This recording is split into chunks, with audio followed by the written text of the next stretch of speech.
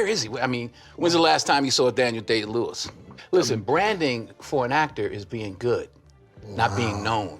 They were Hollywood's closest friends. Then one day, everything changed.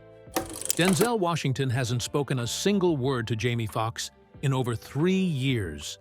Not after the stroke, not after the Oscar, not even after Jamie begged him for forgiveness. The reason? A betrayal so shocking that Denzel told his wife, "That man is dead to me." Today, we reveal what really happened between these two superstars and why their friendship exploded into Hollywood's most bitter feud. Denzel Washington was born on December 28, 1954, in Mount Vernon, New York. His family had deep roots in the South and strong ties to faith. His father, a Pentecostal minister from Virginia, worked multiple jobs to provide for the family. His mother, who came from Georgia and grew up in Harlem, ran her own beauty salon. As a kid, Denzel swept the floors there to earn pocket money. He had an older sister and a younger brother, and their household ran on discipline and religion. Watching movies wasn't allowed, which makes it all the more surprising that he'd grow up to be one of Hollywood's biggest stars. Things changed when he was 14, his parents divorced, and that stable life started to fall apart.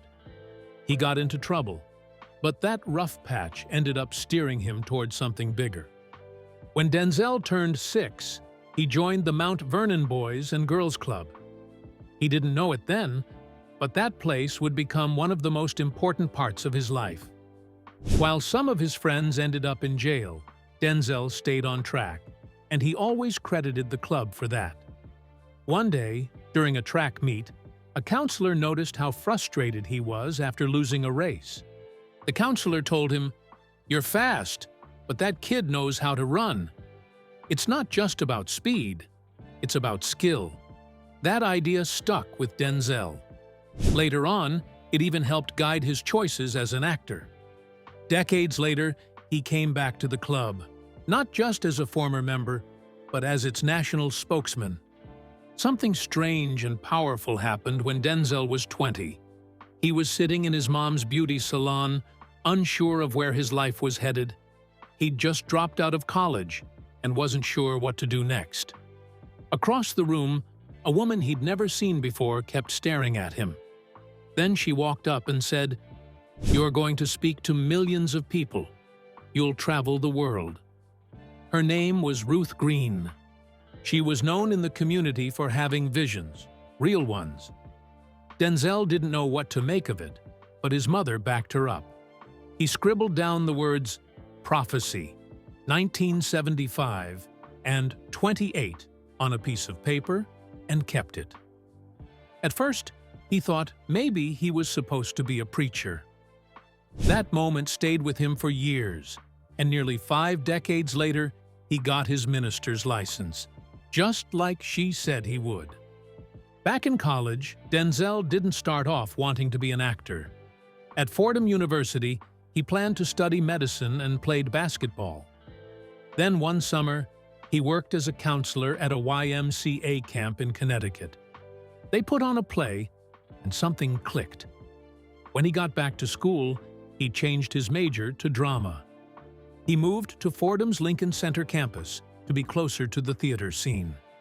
He landed a big role in a play called The Emperor Jones.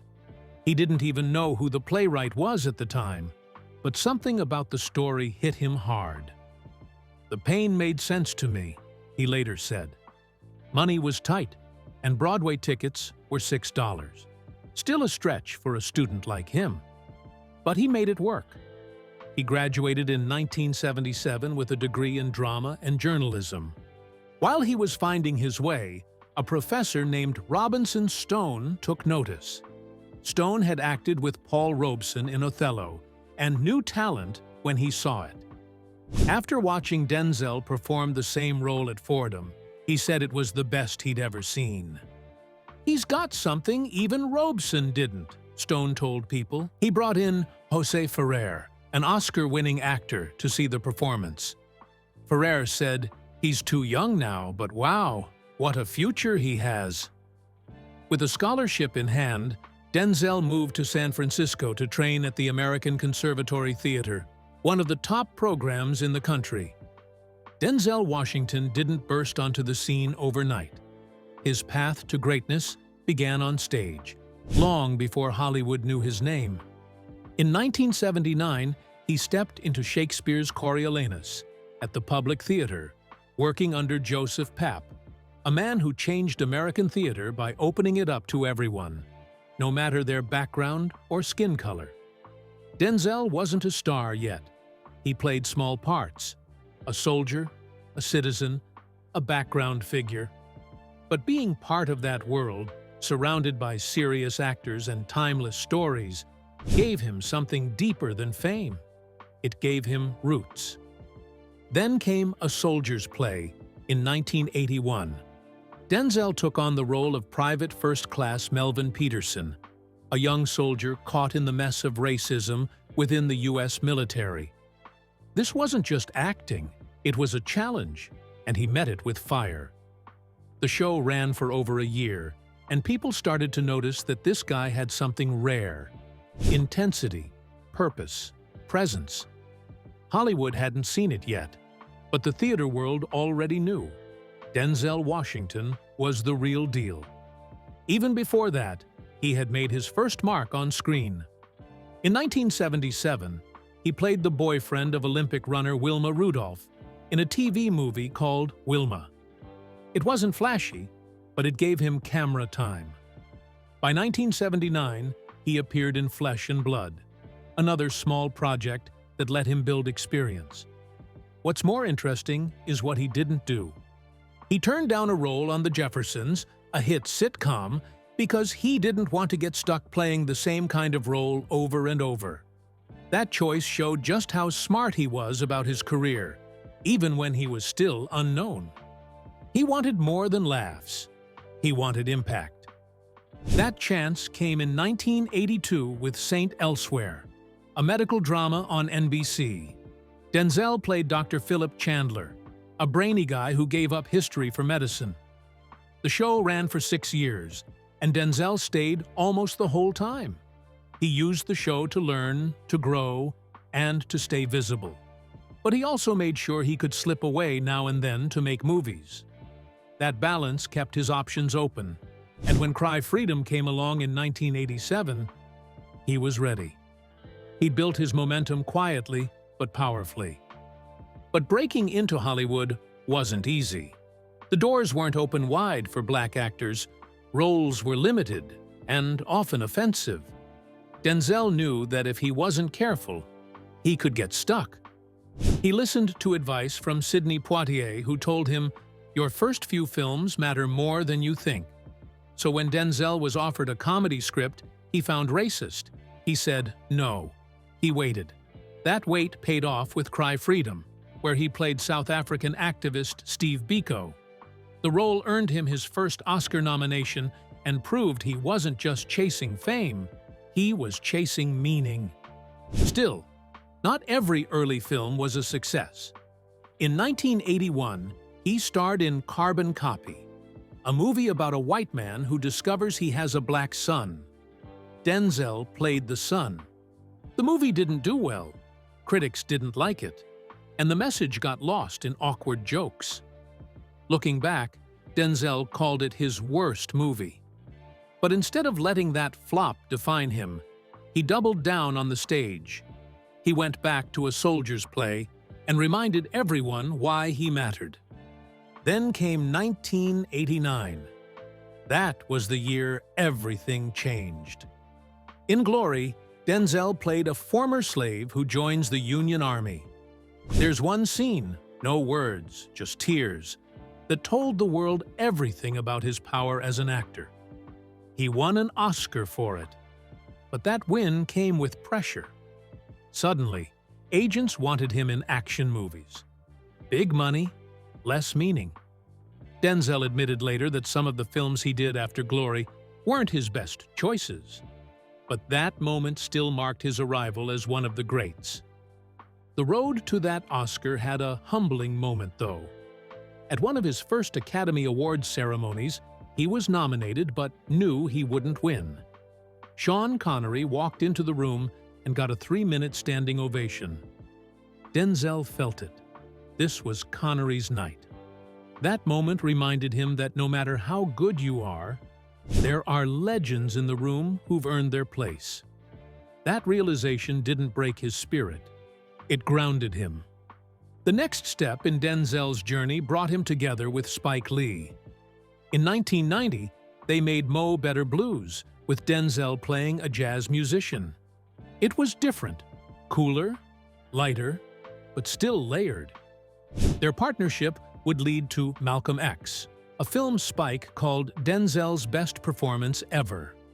They would go on to make 5 films together, creating a bond that lasted decades. Even after an 18-year break, they reunited as if no time had passed.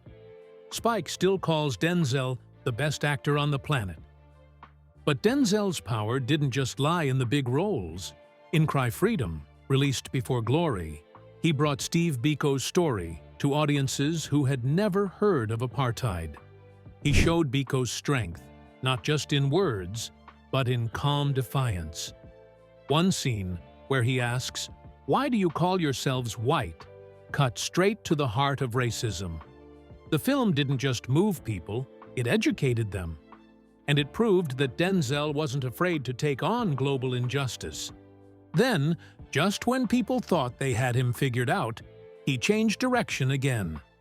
In Mississippi Masala, 1991, he played a romantic lead, a man in love, not a man at war. His character, Demetrius, falls for an Indian woman whose family was forced out of Uganda. It was gentle, thoughtful, and real. The film didn't just break racial boundaries, it ignored them. It let Denzel be a man first, not just a black man. And in that quiet love story, he showed a whole new side of his talent. In 1992, Denzel Washington gave a performance that changed everything. He played Malcolm X in Spike Lee's biopic, and it wasn't just acting, it was transformation. Denzel spent a whole year preparing, turning down other work just to focus. He didn't just study Malcolm's life. He studied how he moved, how he spoke, even his smallest gestures. On set, he stayed so deep in character that when the cameras stopped rolling, he kept going. Spike Lee said the things Denzel said after filming were even better than what was in the script. It was like Malcolm himself had come back to speak through him. Even with all that, Denzel didn't win the Oscar. The Academy gave it to Al Pacino for Scent of a Woman. People were stunned. Spike Lee later said it was one of the worst snubs ever. He believed the Academy gave Pacino a kind of make-up call, since he'd been nominated many times before without a win. Lee said they told Denzel, "You already won for Glory. You'll get your turn." And in a way, he was right. Denzel did win Best Actor years later. But interestingly, Denzel later said he was actually glad he didn't win for Malcolm X. After that, Denzel became a true Hollywood star. In 1993, he starred in 2 big hits back-to-back. First came The Pelican Brief with Julia Roberts, then Philadelphia with Tom Hanks. Both movies made over $100 million worldwide. These box office wins showed that Denzel wasn't just a serious actor. He could also draw big crowds. He could do it all. The Pelican Brief especially showed his wide appeal, and critics loved how natural he was on screen. But he didn't say yes to everything. In one famous case, he turned down the lead role in Seven, which later went to Brad Pitt. Denzel said the script felt too dark and demonic. The filmmakers even rewrote the script several times, trying to win him over, but he still walked away. Years later, he admitted he regretted that choice. He said simply, "I blew it." It showed how careful he was about choosing roles, often guided by personal values as much as career moves. In 1995, Denzel teamed up with director Tony Scott for Crimson Tide, a submarine thriller. The film was a hit, and it started a partnership that lasted 15 years. Together, they made 5 movies, including Man on Fire, Déjà Vu, and Unstoppable. Their style matched perfectly. Tony brought energy and flash, while Denzel brought intensity and soul. The two had such a strong bond that Tony even joked he was jealous when his brother Ridley worked with Denzel on American Gangster. After Tony's death in 2012, Denzel said he had a deep passion for both life and film, and he shared that passion with everyone around him. Then came Training Day in 2001. Denzel took a huge risk by playing a crooked cop, Alonzo Harris. It was a total change from the strong, noble characters people were used to seeing him play. But the risk paid off. He won the Oscar for Best Actor, and the role became one of the most unforgettable in movie history. Denzel made Alonzo both terrifying and magnetic. Audiences were shocked by how much they liked him, even though they knew he was bad. In fact, when test audiences saw the movie, they gave it low scores just because they didn't want to see Alonzo die. That's how powerful Denzel's performance was. One of the film's most famous moments wasn't even in the script. During the final scene, Denzel suddenly shouted, "King Kong ain't got shit on me!" It was completely improvised. The director remembered watching the camera guy in shock, hoping they caught it on film. After the take, Denzel just said, "I don't know where that came from." That moment became iconic, quoted everywhere, and proved how much Denzel trusted his instincts. He even added other improvised bits to the movie, like rubbing 2 guns together to scare someone. A small moment that made a huge impact. When Denzel won the Oscar that year, it wasn't just about one performance. It made history. He became the first black man to win Best Actor in 38 years. That same night, Sidney Poitier, the last man to do it, was being honored with a Lifetime Award. From the stage, Denzel pointed to Poitier and said, "I'll always be chasing you, Sidney." It was a powerful moment. Later, Poitier said Denzel had taken things further than he ever could. He felt like Denzel helped close the chapter on his own career in the best possible way. By then, Denzel wasn't just respected, he was highly paid. In 1996, he earned $10 million for Courage Under Fire, a major milestone. His journey had started years before on TV, but after his Oscar win for Glory, he moved quickly into leading roles. His salary kept rising, $7.5 million for Virtuosity, then $10 million again for The Hurricane. By Training Day, he was making $12 million per film, and soon he joined the elite $20 million club alongside stars like Tom Cruise and Will Smith. Years later, he would earn a staggering $40 million for The Little Things, even though it wasn't a hit. His paychecks showed just how valuable he was, not just as a star, but as one of the most reliable and respected actors in the business. Denzel Washington first saw Pauletta Pearson in 1977 while filming the TV movie Wilma. It was his first time on screen, but they didn't speak to each other during the shoot. A few months later, they ran into each other at a party thrown by a mutual friend. Denzel mentioned he was going to see a play the next night. As fate would have it, when the lights came up at intermission, Pauletta was sitting right next to him. She later said she had arrived late, slipped into an empty seat without noticing who was beside her, and only realized it was Denzel when the lights came on. That moment kicked off their relationship. Denzel would later joke that maybe it wasn't such a coincidence after all. Still, their connection was real. Pauletta said she first fell in love with his spirit, and that the rest of the package wasn't bad either. But their love story wasn't without trouble. Over the years, Denzel faced many cheating rumors. In 2003, people whispered about him and his out-of-time co-star Sanaa Lathan, though both denied it. Some sources claimed he was also involved with Eva Mendes, who allegedly ended things when she heard about Lathan. There were also reports of him being seen at parties with younger women, including one in Las Vegas after a big boxing match. One source even quoted Denzel saying he hadn't been perfect, and that temptation was everywhere. The biggest storm hit in 2013. That July, some scandalous photos began circulating. They supposedly showed Denzel on a couch, pulling a young blonde woman in for a kiss. The damage was serious. Pauletta reportedly moved to New York, leaving Denzel in Los Angeles. They even spent their 30th anniversary apart. Some close to them said Denzel denied everything, just like he always did. Strangely, the photos were never published, and some believe a big sum of money was paid to keep them hidden. What made it worse was that just weeks earlier, they had done an interview with Ebony magazine, calling themselves one of Hollywood's longest-running couples. Pauletta had even said she saw every side of her husband, the happy parts, the sad parts, and the hard parts too. Even their early memories didn't always match. For example, Denzel once told a story about their first date. He had planned to take a cab but realized he didn't have enough money. Pauletta ended up paying.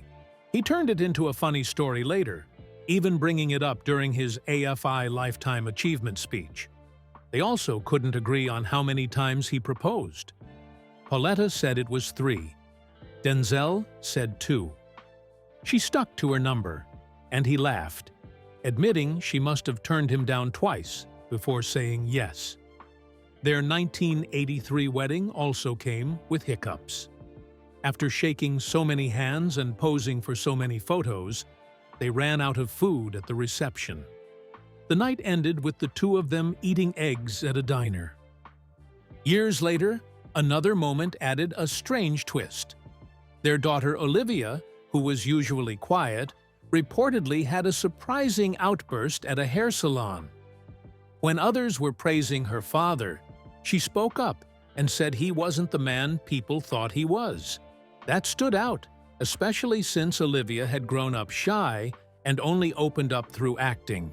She later built her own career, earning praise for roles in shows like I'm a Virgo and plays like Slave Play. But her comment hinted at deeper tensions in the family. It also echoed something her mother had said in 2013, that she saw Denzel's sad side, his flaws, and admitted he didn't always treat the stability she gave him the right way. By the time he reached his 60s, most actors were slowing down, but Denzel Washington did the opposite.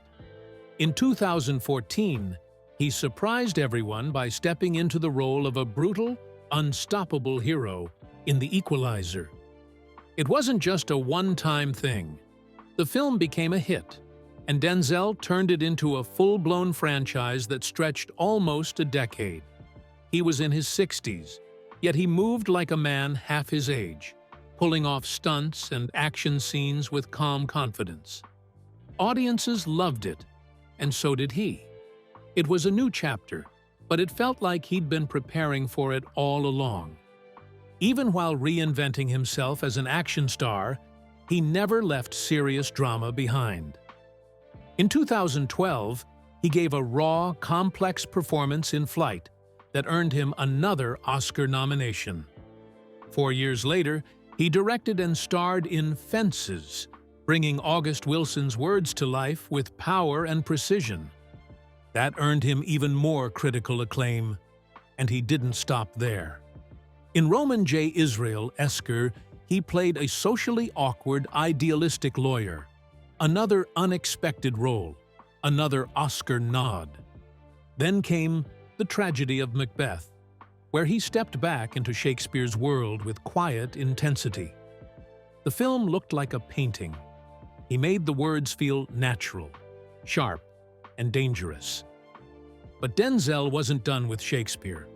In 2025, he's set to return to Broadway in Othello. Decades after his last Shakespeare role on stage, he's taking on one of the most demanding parts in theater. It's a bold move and totally in character. He doesn't repeat himself. He pushes forward. And somehow, he still finds time to surprise Hollywood. In 2024, he joined Ridley Scott's Gladiator II, playing a mysterious figure named Macrinus. At this point, he could coast, but he keeps adding layers to his career, even in his 70s. Every role is different. Every choice feels deliberate. So when the New York Times called him the greatest actor of the 21st century, it didn't come as a shock. It felt earned, not just because of the awards or the roles, but because he's never stopped evolving. Denzel doesn't follow the path.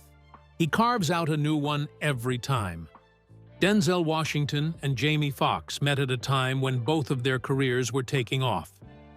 Denzel was already a respected actor, known for serious roles in Glory and Malcolm X. Jamie, who had started out doing comedy, was trying to prove himself as a dramatic actor. When Jamie starred in Ray and won an Oscar, people began to see him in a new light. Denzel saw it too.